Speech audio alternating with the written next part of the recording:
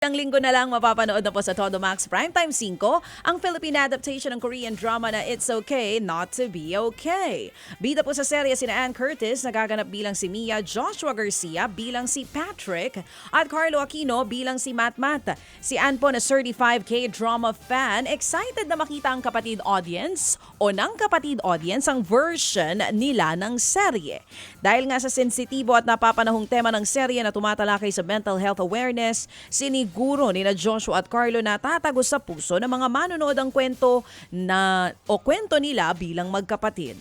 Si Ann mas lumalim ang pag-intindi sa usapin ng mental wellness dahil sa karakter niyang may antisocial personality disorder. Sa July 21, ipalalabas mo ang It's Okay Not to Be Okay dito po sa TV5. Harap-harapang pagtataksil naman ang dadanasin ng karakter ni Good Morning kapatid host Dimples Romana sa Signal microdrama na I See You. Ito ang unang batch ng Media Quest at Signal Originals na naka-vertical drama format. Vertical drama format? Ano to? Nakapatayo. Kasi ano siya, talagang ginawa siya para sa mga manonood sa cellphone. Nakapatayo siya. Oo, hindi siya naka-landscape or pahiga na size ng TV. Ay, I'm sorry ha. So maganda yan. Pag ikaw ay naboboring minsan sa mga lugar na mahaba ang pila, pwede ka mag-download ng Signal Play app at panoorin mo mismo itong mga vertical dramas natin.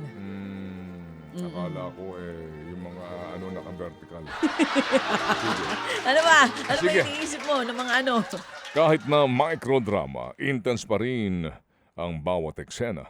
Kasama ni Dimple sa seri ang mga aktor mula sa matagumpay na Ang Himala ni Nino na si Zion Cruz, tama ba? Zion. Sorry po Zion Cruz. Sa amin kasi sa Tacloban, Zion yan. Oo naman. At si KBP Golden Dove Awards Best Actor, Cedric Juan. Oh yes. Nandyan din po sina Pearl Gonzalez at Joem Bascon. Napapanood ang I See You. I See You too sa Signal Play app. Samantala, pinaiyak naman ng bashers. Pinaiyak ng bashers si Matet De Leon habang siya po'y nagla-live selling. Nagtitinda nga po si Matet ng mga delata, pancakes at iba pa nang bigla na lamang maging emosyonal. May nabasa raw kasi siyang negatibong komento. Dinamay pa ang kanyang namayapang ina na si superstar Nora Honor. Matapos niya nag-post nga po ng video si Matet.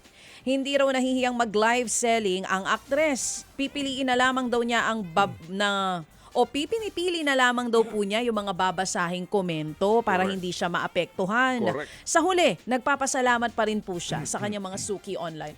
There's nothing wrong with that.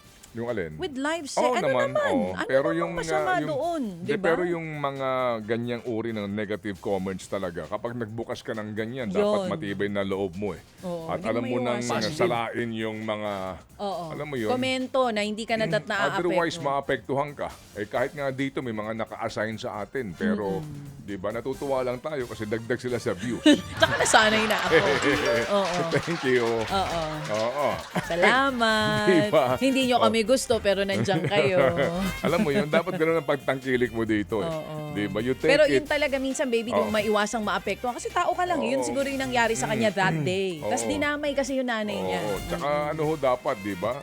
Kung gusto mo ng katahimikan, huwag ka maging active sa ganyan. Yun na. Samantala po naman, nag-iingay na naman ang mga marites online dahil nga naispatan ulit ang basketball star na si Kobe Paras na may babaeng ka-holding hands. Tanong tuloy ng mga netizens, may bago bang ka-dinedate si Kobe? Sa mga larawan po ay magkakasama ang dalawa sa isang establishmento. Ayon pa sa ilang netizen, ayon sa itsura po at tayo ng babae, iba ito sa naispatang kasama ni Kobe sa Bali, Indonesia noong pong Abril. April din po nang mapabalita ang hiwalayan ni na Kobe at aktres na si Kylene Alcantara. naman. Bakit tayo, pag magkasama tayo, Hindi tayo na magka-holding babalita, hands sa no? mall, hindi tayo na- Inaantay ko nga. oo. Oo, kasi tayo lagi ang magkasama. Okay. Ito kaya nababalita, iba-iba daw ang kasama. Sa akin, wala. Okay, oo nga, Kaputukan stage, binata. I'm Gwapo. single and Anong ready to magagawa mingle. natin dyan?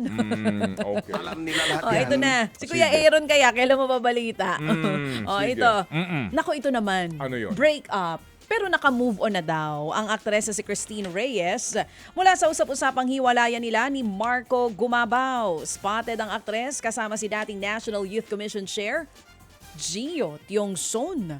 Ayon sa vlog ni OG Diaz, laging magkasama ang dalawa kaya mukhang naka-move on na ang aktres. Pero hanggang ngayon, hindi pa kinukumpirma ni na Christine at Marco ang kanilang hiwalayan.